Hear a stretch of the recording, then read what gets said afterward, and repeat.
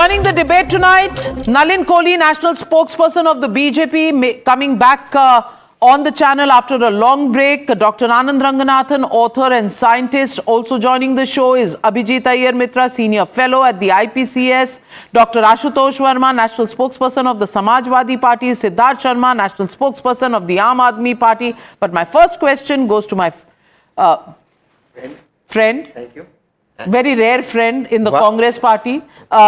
Tehseen Poonawalla. And Tehseen Poonawalla, I really want to ask you, Congress wale sochte kya hain, khate kya hain? Why do they come up with such labels? From Hindu terror, now we are on to Desi terror, homegrown terror, and we are worried about circumstances. Did Mr. P. Chidambaram worry about circumstances when he labeled saffron terror, when he got Colonel Purohit arrested? Were there any circumstances that worried him at that point in time?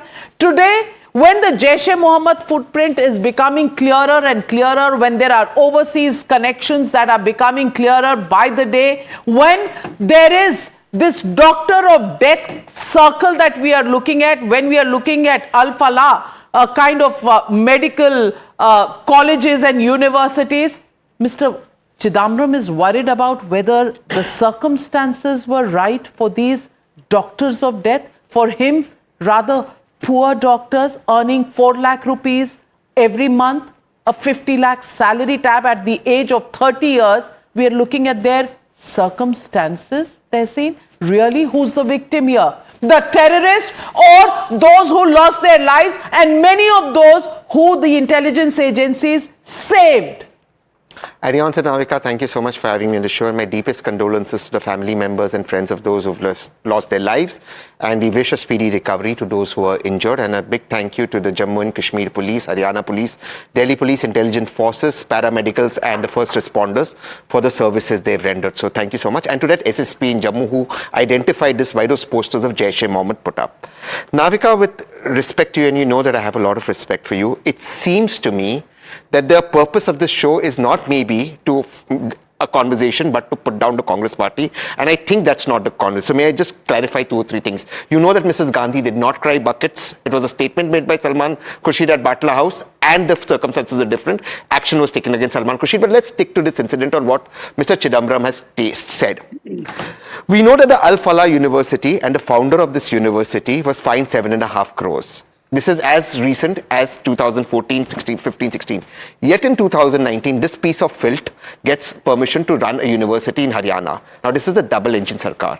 This is some people who are involved in an international conspiracy. Jaish-e-Mohammed, Turkey, but these are people from our nation. Should we not know what are the circumstances? How does a government, it's not a Congress government, a double-engine government, give this university permission?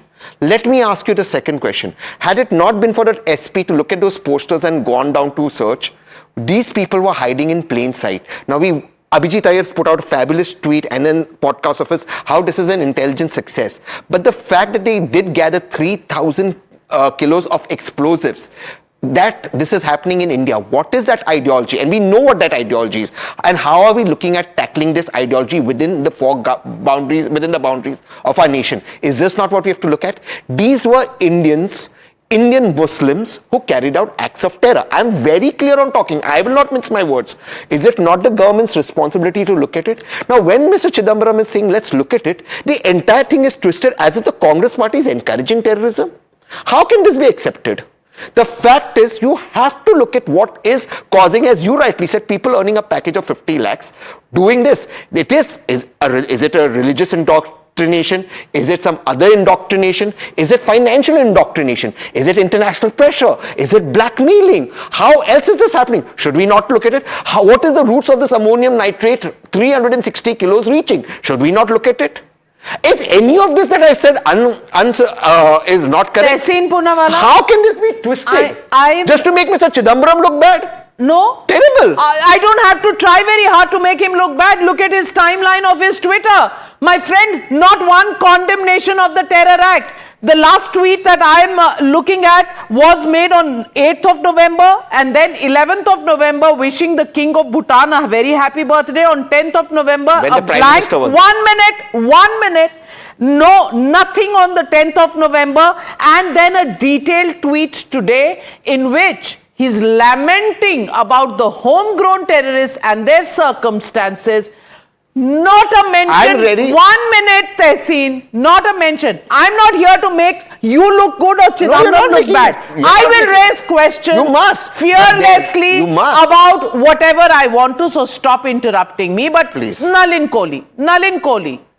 Chidambaram, I'm making Chidambaram look bad. He helps himself so ably. I don't need to do it. No. Mr. Chidambaram's an intelligent man.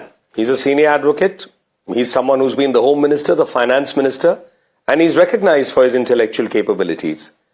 And this statement certainly needs to be looked in terms of how wrong it can be. First, terrorism and the fight against terrorism is a black and white fight. There are no shades of grey here. You're either with the terrorists, you're either supporting them, or you're with the victims. You don't have a story in between. Because the terrorists, and these ones in particular, and anyone else, they have failed, in this case, they have failed their country, they failed their religion, and they have failed humanity on all three counts. And there are enough Indian Muslims and other Muslims who are saying that these are people who are going against their own religion, which is Islam. So let's not get into any debate or any kind of justification here. Education is not the excuse. Why are educated people doing so? The people who brought down the World Trade Center studied at London School of Economics. That is not an excuse either. What we are talking about is warped minds. People who are looking for excuse for whatever be their mental problems, whatever be their indoctrination, to harm another human being, and that's unacceptable. It's as unacceptable irrespective of what is the religion the victim professes. Because in this attack, Hindus and Muslims both have died. In other attacks, other religions have died. The fact of the matter is that is unacceptable. And if someone is coming out there and trying to give it any kind of a color, I'm sorry to say that person, it may be Mr. Chidambaram, it may be someone else, that person is nothing more than an apologist for terrorism. Because terrorists have to be dealt with the harshest manner possible, because they never do good. They only harm humanity. It's as simple as that. And anyone who's using or misusing their religion to do so, their own religion is also, those who profess it and want peace, stand against them. So I'm sorry, this is not an intellectual debate. It's a black and white position. So as far as I see it, the Congress party has to be clear. Are they against terrorism or are they not? If they are against terrorism, where is the condemnation of the statement?